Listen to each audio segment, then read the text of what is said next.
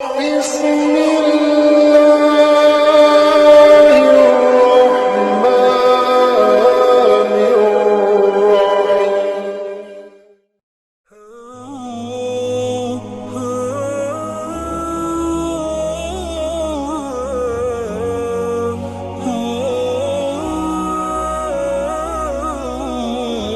باللہ من الشیطان الرجیم. بسم اللہ الرحمن الرحیم. انسانی زندگی میں نشیب و فراز، دکھ سکھ آتے رہتے ہیں. پریشانی آئے تو انسان اس کو دور کرنے کے لیے مختلف طریقے اختیار کرتا ہے. کوئی پریشانی ایسی ہوتی ہے جو پیسے خرچ کرنے سے دور ہو جاتی ہے. کبھی ایسی پریشانی آتی ہے جو تعلقات استعمال کرنے سے، سفارش کروانے سے، کسی بھائی کی مدد سے دور ہو جاتی ہے. لیکن سن 2020 انسانی تاریخ میں ایک خاص حوالے سے یاد رکھا جائے گا. اس میں ایک ایسی پریشانی روئے ارض کے انسانوں کو پیش آئی جو پیسے خرچ کرنے سے دور نہیں ہو سکتی تھی، جس میں امیر غریب سب ہی مبتلا ہوئے، اور جو تعلقات استعمال کرنے سے بھی ختم نہیں ہو سکتی تھی. کرونا وائرس نے انسانی بے بسی کو ظاہر کر دیا ہے. انسان کی لاچارگی اور بے بسی کا اعلان ہے کرونا وائرس. ان حالات میں ہمیں کیا کرنا چاہیے؟ دعا. جہاں دوا کام نہ آئے وہاں دعا کام دیتی ہے. تو خشکی تری پہ قادر ہے، آسان میری مشکل کر دے. ساحل کی طرف کشتی نہ سہی، کشتی کی طرف ساحل کر دے. دعا وہ طاقت ہے جو کمزور کا تعلق شاہ زور سے جوڑ دیتی ہے. جہاں اسباب ساتھ چھوڑ جائیں، دل ٹوٹنے لگے، انسان مایوس ہونے لگے، دعا ہاتھ پکڑ لیتی ہے. دعا بندے کا تعلق رب سے جوڑ دیتی ہے. اللہ کریم نے قرآن پاک میں اپنی صفتیں بیان کرتے ہوئے اپنی جباریت، قہاریت کا ذکر کیا ہے، سخت گرفت کا ذکر کیا ہے. ان بطش ربک لشدید. لیکن اللہ تعالیٰ نے جباریت اور قہاریت کو اپنا تعارف نہیں بنایا، اپنی صفتوں میں ذکر کیا ہے، تعارف نہیں بنایا. اپنا تعارف کس چیز کو بنایا ہے؟ بسم اللہ الرحمن الرحیم. اللہ بڑا مہربان، نہایت رحم کرنے والا ہے. وَرَحْمَتِي وَسِعَتْ كُلَّ شَيْءٍ. اللہ نے رحمت کو اپنا تعارف بنایا ہے کہ اللہ بڑا مہربان ہے، نہایت رحم کرنے والا، ارحم الراحمین ہے. اللہ کریم ہے، اللہ جواد ہے، اللہ ستار ہے، اللہ غفار ہے.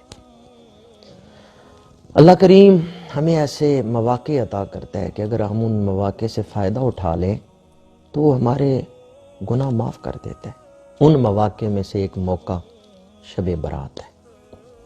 بڑی شانوں والی رات آ رہی ہے. میں اور آپ وہ آنکھ نہیں رکھتے، وہ بصیرت نہیں رکھتے جس سے ہم اس رات کی شان کو سمجھ سکیں. آئیں زبان رسالت سے پوچھیں، امام الانبیاء کی بارگاہ میں حاضر ہوں، یا رسول اللہ اس رات کی شان کیا ہے؟ حدیث پاک ہے، میرے آقا کریم نے فرمایا اس رات اللہ کریم اپنی شان کے مطابق آسمان دنیا پہ نزول اجلال فرماتا ہے اور صدائے رحمت بلند کرتا ہے کوئی مانگنے والا تو اسے عطا کیا جائے.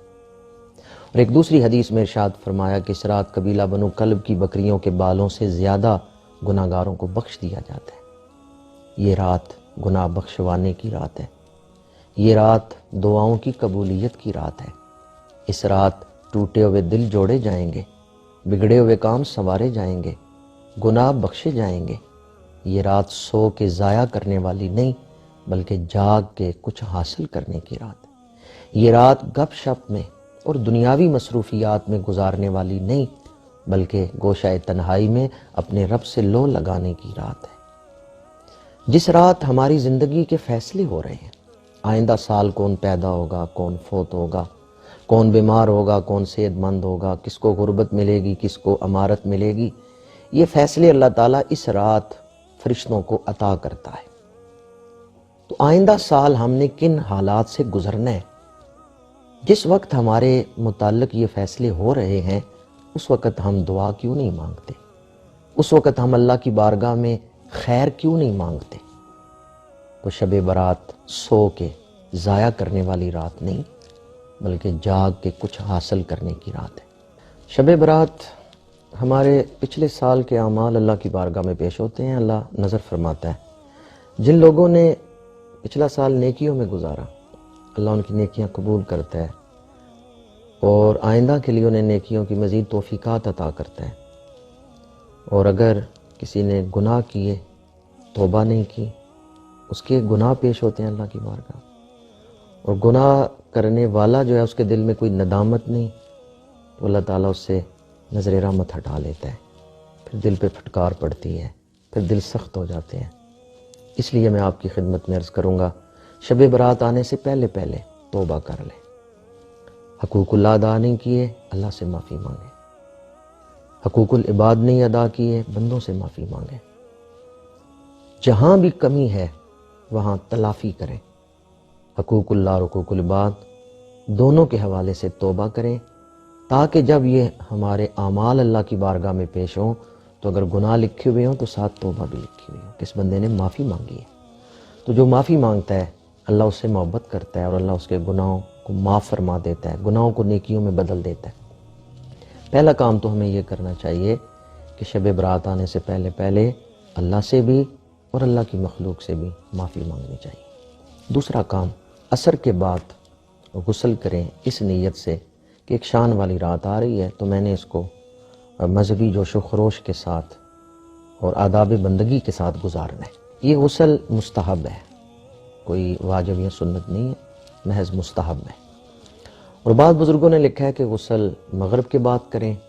آج کل مغرب ہو رہی ہے 6:30 بجے، تو آپ 20 منٹ 25 منٹ پہلے بیٹھ جائیں، 100 مرتبہ درود شریف پڑھیں، اور اس کے بعد 40 مرتبہ لا حول ولا قوت الا باللہ العلی العظیم۔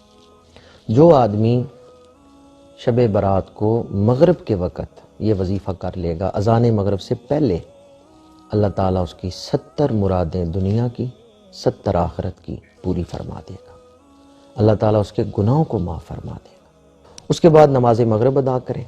نماز مغرب کے بعد آپ اپنے گھروں میں ختم شریف کا اہتمام کریں، یا مسجد میں ہوں تو وہیں اصالہ ثواب کر لیں، کیونکہ اس شام آباء و اجداد کی روحیں انتظار کرتی ہیں، وہ اپنی اولاد کی طرف دیکھتی ہیں اور انتظار کرتی ہیں کہ ہماری اولاد دعا کے ذریعے ہماری مدد کرے۔ گھر میں ختم شریف ہو، آپ حضور کی ساری امت کو، تمام اہل ایمان جو آج تک اس دنیا سے جا چکے ہیں، ان سب کو اصالہ ثواب کریں۔